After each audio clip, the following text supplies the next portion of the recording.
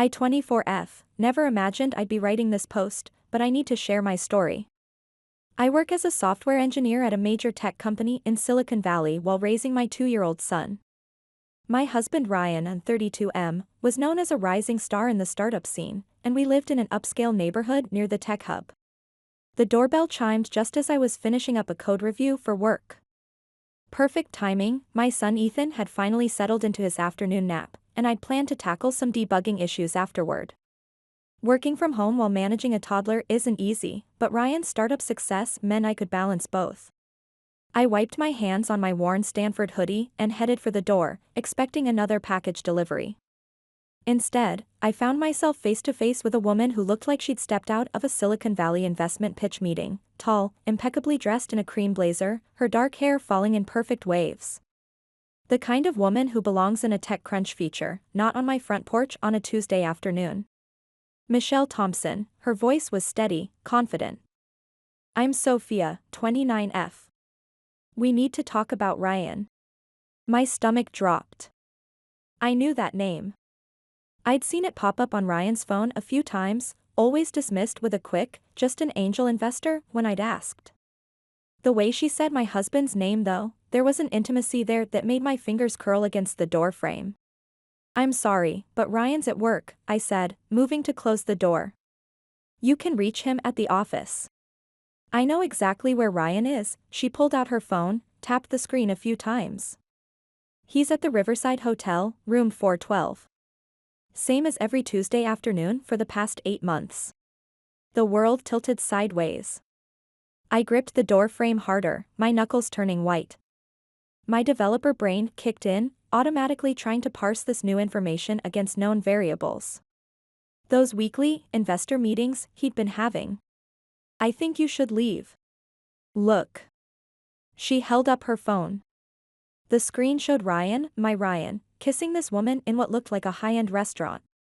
Another swipe, them at a tech conference, his arm around her waist. Another, in bed, his face peaceful in sleep, the same expression I'd watched countless mornings. Stop. The word came out like a system crash error. I'm not here to hurt you, Sophia said, lowering her phone. I thought I was the only one until last week. Then I found out about you, about Ethan, about the mortgage payments he's been making on my condo while telling me he was separated. I could hear my laptop fan whirring from my makeshift home office, the familiar sound now seeming distant, alien. Sophia followed me inside uninvited, her Louboutins clicking against my hardwood floors. Why are you here? I asked, still trying to process this Stack Overflow of information. Why tell me? Because we both deserve better than his lies. She placed a manila envelope on my standing desk. Here's everything: photos, messages, bank statements, hotel receipts. Use it however you want. A cry from upstairs made us both freeze, Ethan, awake from his nap. The sound snapped me back to reality, reminded me who I needed to be. My daily stand-up meeting was in 20 minutes, too. Get out, I said, my voice finding its strength. Now. Sophia nodded, almost sympathetic. One more thing. He's planning an IPO exit next month, already has the papers drawn up. I thought you should know. She walked out, her heels clicking against my hardwood floors like a failing hard drive. The front door closed with a soft click that echoed through my suddenly hollow home. Upstairs, Ethan called again, Mama. I looked at the envelope on my desk, then at our wedding photo hanging on the wall. Ryan's smile, the one I'd fallen in love with during a hackathon 3 years ago, now seemed more like a system exploit. 2 years of marriage reduced to a manila envelope of betrayals. Ethan's cries grew more insistent. I touched my wedding ring, twisted it once, then pulled it off. It made a small, final sound as it hit the desk next to my mechanical keyboard. Coming, baby. I called upstairs, my mind already racing through possible execution paths. Ryan would be home in 3 hours, expecting his perfect family, his perfect life. He had no idea what was waiting for him. I spent those 3 hours multitasking between my work meetings and memorizing every detail in that manila envelope, arranging the evidence of my shattered life on my second monitor while Ethan played with his blocks nearby. Each photo, each receipt, each loving message between my husband and his other life felt like another security breach I hadn't detected. But something wasn't adding up in the financial records. As a software engineer, I'm trained to spot patterns, and these numbers had too many irregularities. I started digging deeper into the cloud storage accounts listed in the documents, using some basic penetration testing skills. That's when I found it. The IPO paperwork Sophia mentioned wasn't for a legitimate exit strategy, it was part of an elaborate investment fraud scheme. Ryan had been running multiple versions of his startup, showing different financial projections to different investors. The money wasn't going into product development, it was being funneled through a complex network of shell companies and personal accounts, including one in Sophia's name. When Ryan's key turned in the front door at exactly 6:30 p.m., I had everything backed up to 3 different secure locations. Ethan squealed "Dada" from his playpen, and I watched Ryan scoop him up, plant kisses on his chubby cheeks, perform his role of devoted father perfectly. "Something smells good," he said, walking into the kitchen where I stood at the counter, mindlessly scrolling through lines of code on my laptop. "New debugging session," I replied, not looking up. "How was the Riverside Hotel? Room 412 meet your testing requirements?" The silence that followed was absolute. Even Ethan, still in Ryan's arms, seemed to sense the system crash coming. When I finally looked up, Ryan's face had that careful blank expression I'd seen him use with difficult investors. "Michelle, what are you talking about? Don't." I closed my laptop with more force than necessary. Sophia Grant was here today. Interesting woman. Great taste in blazers. Even better taste in evidence. Ryan set Ethan down, who immediately toddled off to his toys.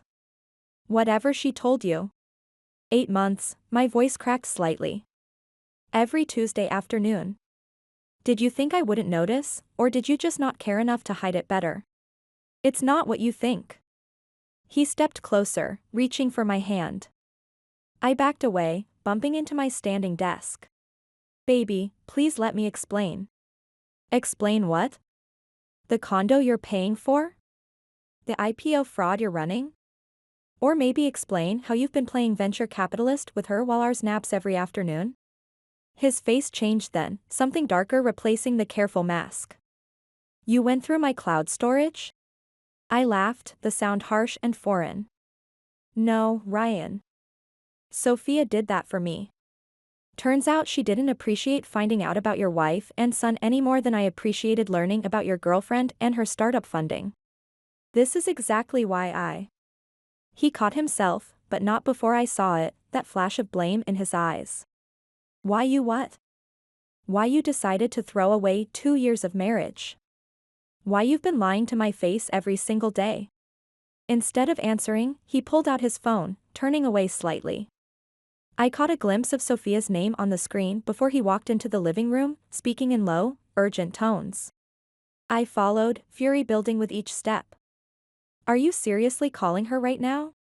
He held up a finger, the universal wait gesture he used to silence difficult investors. That's when something in me snapped. With the precision of a well-executed function, I grabbed his phone and hurled it against the wall. It shattered, pieces of screen scattering across our perfect hardwood floors. Ethan started crying from his playpen, but for once, I didn't immediately run to comfort him. "Jesus Christ, Michelle." Ryan stared at his broken phone, then at me like I was a bug in his perfectly coded life. "Have you lost your mind?" "No," I said, eerily calm now. But I found something better, clarity. I walked to Ethan's playpen, lifted him out, and headed for the stairs. "We're staying at my mother's tonight. Don't bother calling." "Oh wait, you can't." "Michelle, stop. We need to talk about this like adults." I turned on the stairs, Ethan's tear-stained face pressed against my neck. "Adults? Like how you've been adulting with Sophia every Tuesday. Or how adult it was to run an investment fraud while playing happy family. Save it for your investors," I continued up the stairs. "Or better yet, save it for your lawyers, because that's who you'll be talking to from now on." His voice followed me up, "You're being hysterical. This isn't you." "You're right," I called back, throwing some of Ethan's things into a bag.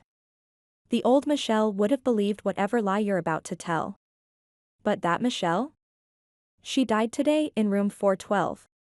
Update 1, Lillian's office always smells like leather and coffee, usually a calming combination, but not today. I sat across from her desk, my laptop open, while my mother watched Ethan in the waiting room.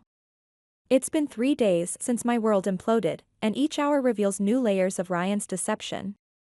This is worse than we thought, Lillian, 45F, said, analyzing the data I'd extracted from Ryan's cloud storage. My background in cybersecurity proved invaluable. I'd managed to trace his digital footprint across multiple shell companies and investment schemes. Look at this pattern, I pointed to my screen. He's been running parallel versions of the same startup, showing different financials to different investor groups. The AI platform he's pitching? It doesn't exist. It's all smoke and mirrors backed by sophisticated data manipulation. I'd spent the last 48 hours writing scripts to analyze his financial transactions. The complexity of his fraud was almost impressive from a technical standpoint, if it wasn't destroying lives. The total amount diverted. Lillian's voice hardened. Nearly $20 million. And that's just what we can trace.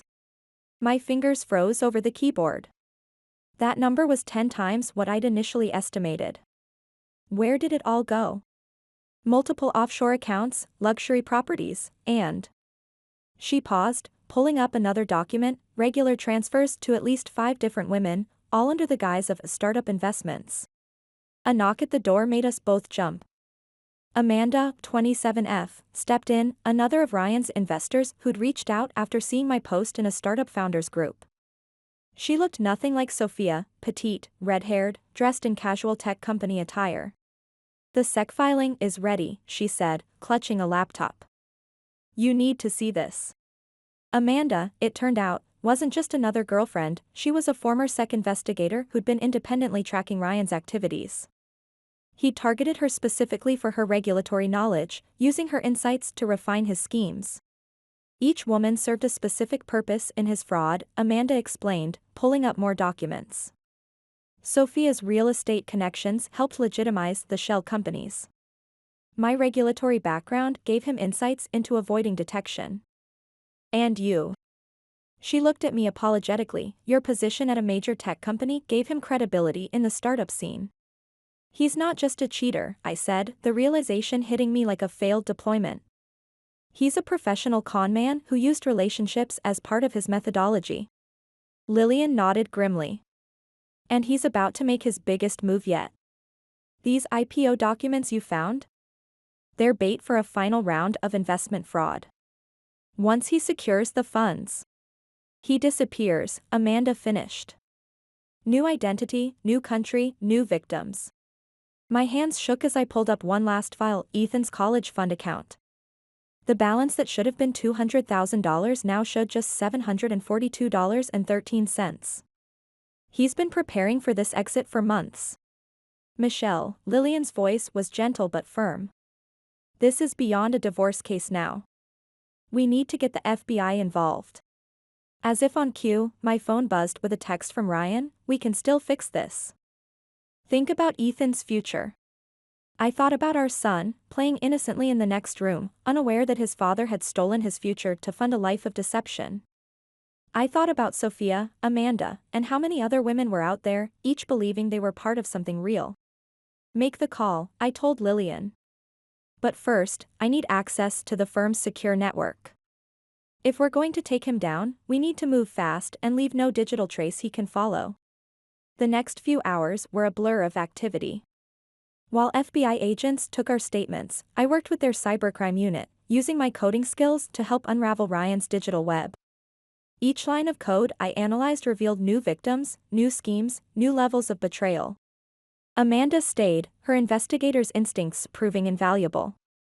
Together, we mapped out Ryan's entire operation, a sophisticated blend of social engineering and financial fraud that had evolved over years. He's good, one of the FBI techs admitted. The way he compartmentalized everything, used legitimate business structures as cover. No, I interrupted, my fingers flying over the keyboard as I broke through another layer of encryption. He's arrogant. Look at his code structure, he reuses the same patterns, the same vulnerabilities. He never thought anyone would look this closely. Just then, my phone lit up with another message, not from Ryan this time, but from his best friend Mark, 34M. You need to stop this now. You have no idea what you're dealing with. I showed the message to Lillian, who immediately contacted building security. But I wasn't worried about Mark. For the first time since this began, I felt in control. In Ryan's world of smoke and mirrors, code was the one thing that couldn't lie. We've got him, I said, as the final pieces fell into place. Every transaction, every fake company, every stolen dollar, it's all here. He thought he could hide behind complex algorithms and shell companies, but he forgot one thing. What's that? Amanda asked. In coding, just like in life, the truth is always there in the execution. You just have to know where to look. As we wrapped up for the day, I received one final text from Ryan. Last chance, Michelle. Take the deal, or things get complicated. I looked at Ethan, sleeping peacefully in my mother's arms, then at the team of people working to unravel Ryan's schemes. He thought he was threatening me, but he'd actually given me exactly what I needed, proof that he knew we were close to exposing everything. I turned to Lillian. How quickly can we get a restraining order? Already done, she smiled, sliding a document across the desk. And Michelle? The FBI wants to move you and Ethan to a safe house tonight. They think Ryan might try something desperate when he realizes what we've found. I nodded, gathering our things. As we left the office, I couldn't help but appreciate the irony. Ryan had taught me everything I needed to know about uncovering deception, one line of code at a time. The game was changing, but this time, I was the one writing the script. Update 2, life in a safe house feels like being trapped in an infinite loop. I'm writing this from a secure terminal that the FBI had to approve. They're monitoring every word, but people need to know what's happening. It's been a week since my last update, and the situation has evolved in ways I never imagined. Our safe house is actually a tech-fortified apartment complex near Silicon Valley. The irony isn't lost on me. I'm living in the kind of secure facility I used to help design. As an SE, I've been able to assist in setting up additional security protocols. Ethan seems to think it's all a game, thankfully. He calls it our special computer house because of all the monitors and equipment.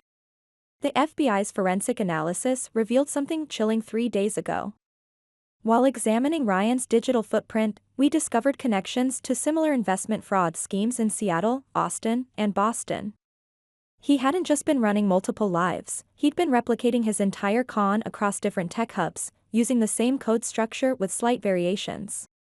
Each city had its own version of me, Sophia explained during a secure video call. She'd been moved to another safe location after receiving threats. Different women, different condos, same pattern. He even used the same property management company. Just then, our security systems detected multiple sophisticated intrusion attempts. Someone was trying to breach not just our physical security, but also the digital fortress we'd built. I recognized the attack patterns immediately. They matched Ryan's coding style perfectly, down to his characteristic way of probing for vulnerabilities. He's getting desperate, Amanda said, analyzing the logs with me while Ethan napped. These attempts are getting more aggressive. Look at this pattern, he's trying to access the building's main control systems. The pressure was definitely getting to Ryan. His lawyer arrived yesterday with a deal, full custody of Ethan and a significant cash payment in exchange for dropping the fraud investigation. When Lillian refused, things got ugly. Your client is attempting to use a child as a bargaining chip to escape prosecution, Lillian told his lawyer coldly. I hope you're recording these conversations for the FBI. Hours later, our secondary security system caught someone trying to access the safe house's backup generator. The surveillance footage showed Mark, Ryan's best friend and apparent accomplice, attempting to sabotage our power supply. He's testing our defenses, Special Agent Cooper, 42M, explained.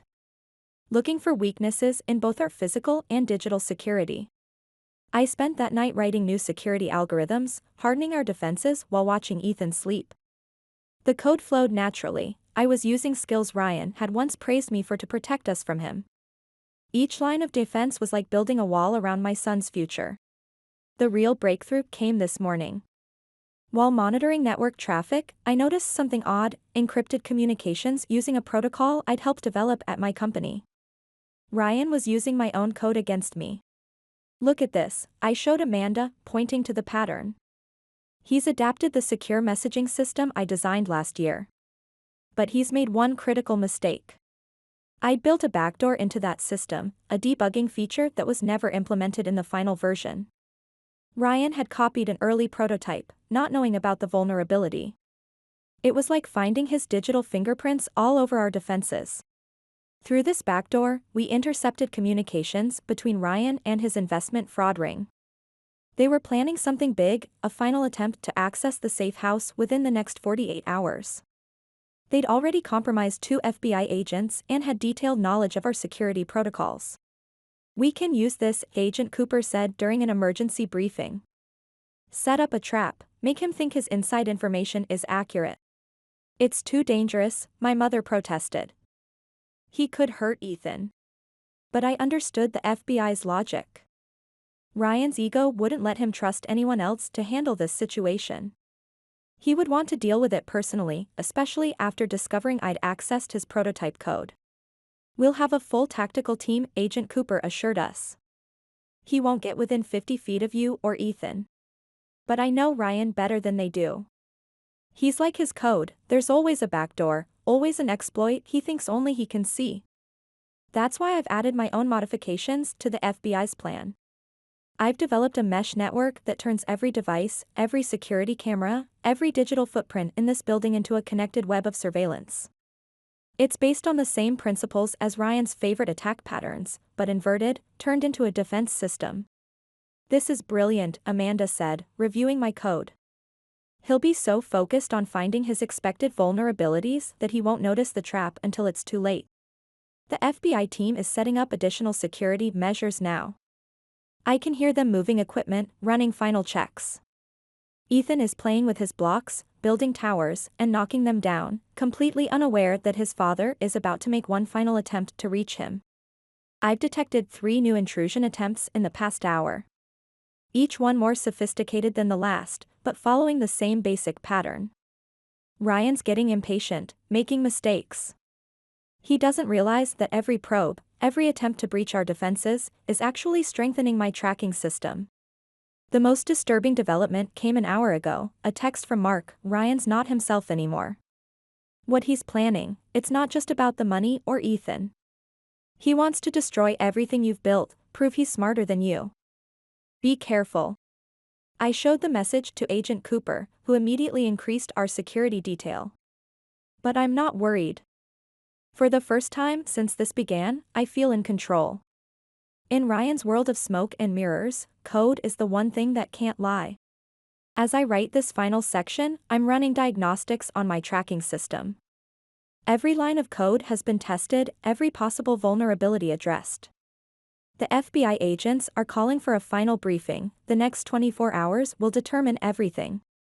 If you're reading this, Ryan, and I know you are, because I've coded this post to send an alert when you access it, remember what you always said about programming: the simplest solution is usually the right one. I've found a very simple solution to our problem. Come and see for yourself. Update 3, it's been 3 months since my last post. I'm finally ready to share how everything ended, or rather, how our new life began. The events at the safe house still feel surreal, like debugging a particularly complex code that suddenly makes perfect sense. The FBI's trap worked exactly as planned, almost too perfectly. Ryan walked right into it, thinking he'd outsmarted everyone by compromising our security systems.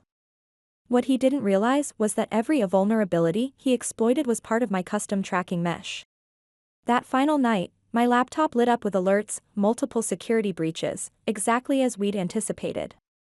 Ryan had infiltrated the building wearing a security guard's uniform, accompanied by 2 men posing as FBI agents.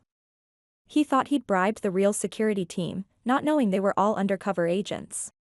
I watched through the security feeds as they approached our floor. Ryan moved with that familiar confidence, the same way he'd approach an investor pitch. Even in that moment, he couldn't help playing the role of the brilliant tech founder. "Time to end this game," his voice came through the comms he thought were secure. Remember, grab the kid first, she'll cooperate once we have him. The irony was perfect. He was using a communication system I designed, modified with his own improvements, that actually made it easier to track. Every word he spoke was being recorded and triangulated. When they breached the apartment, Ryan found exactly what he expected: Ethan sleeping peacefully in his bed, me working at my laptop. What he didn't expect was that both were highly sophisticated holograms, projected using technology borrowed from my company's R&D lab. "Hello, Ryan," I spoke through the building's internal system, my voice coming from everywhere and nowhere. "Looking for us?" The look on his face when he realized he'd been played, that I'd beaten him at his own game, was almost worth everything we'd been through. Almost. The FBI tactical team moved in with perfect precision. Ryan tried to run, of course, but there was nowhere to go. Every exit, every stairwell, every possible escape route had been mapped and covered. His accomplices surrendered immediately. How, he demanded as they cuffed him. I had inside information. I checked every system. "You taught me well," I replied through the speakers. "Always have a back door, right?" The evidence we gathered was overwhelming. 20 years in federal prison for fraud, with additional charges pending in 3 other states. The total amount stolen exceeded $50 million, with victims numbering in the hundreds. But the real victory wasn't the conviction, it was what came after. Today, I'm running my own cybersecurity consulting firm, specializing in protecting tech startups from investment fraud. Sophia and Amanda work with me, their experience as victims proving invaluable in identifying potential scams. Ethan is thriving in his new preschool. Sometimes he asks about his father, but those questions are becoming less frequent. The child therapist says this is normal. At his age, memories fade quickly. The support group we started for victims of tech-related fraud has grown beyond anything we expected. Every week, we hear new stories, help new survivors rebuild their lives. It's healing work, turning our trauma into protection for others. Last week, I received a letter from Ryan in prison. He tried one last manipulation. Everything I did was for our family, for Ethan's future. I didn't bother responding. Instead, I added it to the evidence file we're building for similar cases. The biggest lesson I've learned? Trust is like code, it needs to be tested, verified, and maintained. But unlike code, once it's broken, no amount of debugging can fix it. To everyone who followed our story and offered support, thank you. To those still trapped in similar situations, there's hope. Sometimes the best firewall isn't digital, it's the truth. As for us, we're free.